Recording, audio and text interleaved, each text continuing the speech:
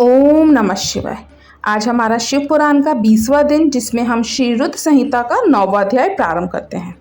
9वां अध्याय देवी उमा एवं भगवान शिव का प्राकट्य एवं उपदेश देना।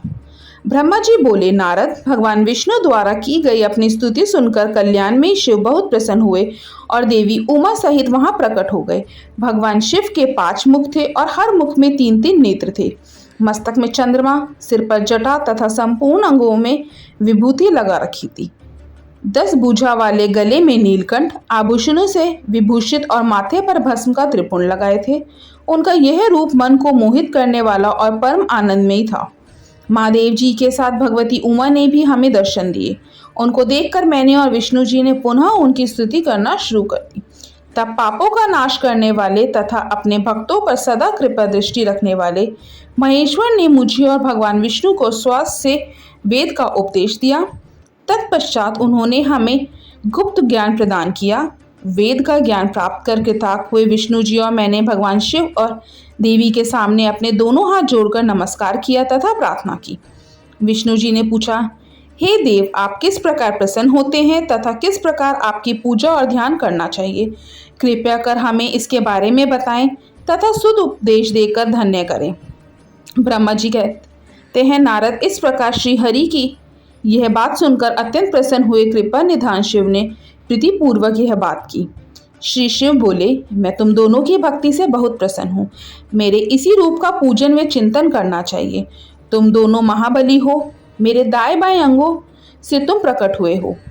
लोकपिता ब्रह्मा मेरे दाहिने पार्श्व से और पालनहार विष्णु मेरे बाहिने पार्श्व से प्रकट हुए हैं। मैं तुम पर भली भांति प्रसन्न हूँ और तुम्हें मनोवांछित फल देता हूँ। तुम दोनों की भक्ति सुदृढ़ हो। मेरी आज्ञा का पालन करते हुए ब्रह्मा जी आप जगत की रचना करें तथा भक्त विष्णु जी आप इस जगत का पालन करें। भगवान विष्णु बोले, प्रभु, यदि आपके हृदय में हमारी भक्ति से प्रीति उत्पन्न हुई है और आप हम पर प्रसन्न होकर हमें वर देना चाहते हैं, तो हम यही वर मांगते हैं कि हमारे हृदय में सदैव आपकी अनन्य एवं अविचल भक्ति बनी रहे। ब्रह्मा जी बोले, नारद, विष्णु जी की यह बात सुनकर भगवान शंकर प्रसन्न हुए। तब हमने दोनों हाथ जोड़कर उन्हें प्रणाम किया। शिव जी कहते हैं, मैं सृष्टि, पालन और संहार का करता हूँ। मेरा स्वरूप सगुण और निर्गुण है।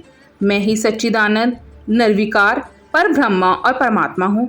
सृष्टि की रचना, रक्षा और प्रलय रूप गुणों के कारण मैं ही ब्रह्मा, विष्णु और रुद्र नाम धारण कर तीनों रूपों में विभक्त हुआ हूँ।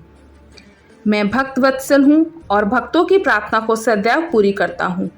मेरे इसी अंश से रुद्र की उत्पत्ति होगी। पूजा की विधि विधान की दृष्टि से हम में कोई अंतर नहीं होगा। विष्णु, ब्रह्मा और रुद्र तीनों एक रूप होंगे। इनमें भेद नहीं है। इनमें जो भेद मानेगा वह घोर नरक को भोगेगा। मेरा शिव रूप सनातन है तथा सभी का मूलभूत रूप है। यह सत्य, ज्ञान एवं अनंत ब्रह्मा है। ऐसा जानकर मेरे यथार्थ स्वरूप का दर्शन करना चाहिए। मैं स्वयं ब्रह्मा जी की भ्रुकुटी से प्रकट होऊंगा। ब्रह्मा जी, आप सृष्टि के निर्माता बनो। श्री हरि विष्णु इसका पालन करें तथा मेरे अंश से प्रकट होने वाले रुद्र प्रलय करने वाले हैं। उमा नाम से विख्यात परमेश्वरी प्रकृति देवी है। इन्हीं की शक्तिभूता वाग्देवी सरस्वती ब्रह्मा जी की अर्धांगिनी होंगी और दूसरी देवी जो प्रकृति देवी से उत्पन्न होंगी लक्ष्मी रूप में विष्णु जी की शोभा बढ़ाएंगी तथा काली नाम से जो तीसरी शक्ति उत्पन्न होंगी वह मेरे अंशभूत रुद्रदेव को प्राप्त होंगी। कार्य सिद्धि के लिए वे ज्योति रूप में प्रकट होंगी। उनका कार्य सृष्टि, पालन और संहार का संपादन है। मैं ही सृष्टि, पालन और संहार करने वाले रज आदि 3 गुणों द्वारा ब्रह्मा, विष्णु और रुद्र नाम से प्रसिद्ध हो 3 रूपों में प्रकट होता हूँ। तीनों लोकों का पालन करने वाले श्री हरि अपने भीतर तमोगुण और बाहर सत्व गुण धारण करते हैं। त्रिलोक का संहार करने वाले रुद्रदेव भीतर सत्वगुण और बाहर तमोगुण धारण करते हैं तथा त्रिभुवन की सृष्टि करने वाले ब्रह्मा जी बाहर और भीतर से रजोगुणी हैं। इस प्रकार ब्रह्मा, विष्णु तथा रुद्र तीनों देवताओं में गुण हैं तो शिव गुणातीत माने जाते हैं। हे विष्णु, तुम मेरी आज्ञा से सृष्टि का प्रसन्नतापूर्वक पालन करो। ऐसा करने से तुम तीनों लोकों में पूजनीय होगे। ओम नमः शिवाय। 10वां अध्याय, श्री हरि को सृष्टि की रक्षा का भार एवं त्रिदेव को आयुर्बल देना।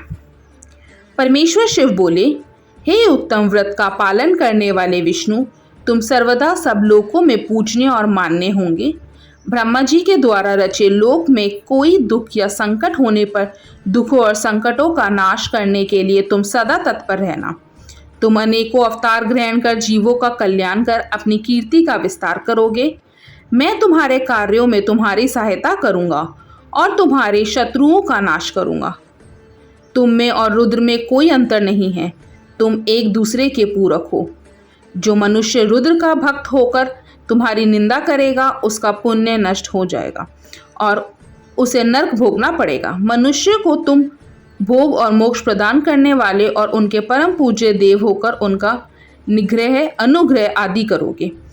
ऐसा कहकर भगवान शिव ने मेरा हाथ विष्णु जी के हाथ में देकर कहा, तुम संकट के समय सदा इनकी सहायता करना तथा सभी को भोग और मोक्ष प्रदान करना तथा सभी मनुष्य की कामनाओं को पूरा करना। तुम्हारी शरण में आने वाले मनुष्य को मेरा आश्रय भी मिलेगा तथा हम में भेद करने वाला मनुष्य नरक में जाएगा। ब्रह्मा जी कहते हैं, देव ऋषि नारद, भगवान शिव का यह वचन सुनकर मैंने और भगवान विष्णु ने महादेव जी को प्रणाम कर धीरे से कहा, हे करुणानिधि भगवान शंकर, मैं आपकी आज्ञा मानकर सब कार्य करूंगा। मेरा जो भक्त आपकी निंदा करे उसे आप नरक प्रदान करें। आपका भक्त मुझे अत्यंत प्रिय है। महादेव जी बोले, अब ब्रह्मा विष्णु और रुद्र के आयुर्बल को सुनो। 4000 युग का ब्रह्मा का एक दिन होता है और 4000 युग की एक रात होती है। 30 दिन का एक महीना और 12 महीनों का एक वर्ष होता है। इस प्रकार के वर्ष प्रमाण से ब्रह्मा की 100 वर्ष की आयु होती है और ब्रह्मा का एक वर्ष विष्णु का एक दिन होता है। वह भी इसी प्रकार से 100 वर्ष जिएंगे तथा विष्णु का एक वर्ष रुद्र के एक दिन के बराबर होता है और वह भी इसी क्रम से 100 वर्ष तक स्थित रहेंगे। तब शिव के मुख से एक ऐसा श्वास प्रकट होता है जिसमें उनके 21,600 दिन और रात होते हैं। उनके 6 बार सांस अंदर लेने और छोड़ने का एक पल और 8 घड़ी और 60 घड़ी का एक दिन होता है। उनके सांसों की कोई संख्या नहीं है, इसलिए वे अक्षय हैं। अतः तुम मेरी आज्ञा से सृष्टि का निर्माण करो। उनके वचनों को सुनकर विष्णु जी ने उन्हें प्रणाम करते हुए कहा कि आपकी आज्ञा मेरे लिए शिरोधार्य है। यह सुनकर भगवान शिव ने उन्हें आशीर्वाद दिया और अंतर्ध्यान हो गए। उसी समय से लिंग पूजा आरंभ हो गई। ओम नमः शिवाय।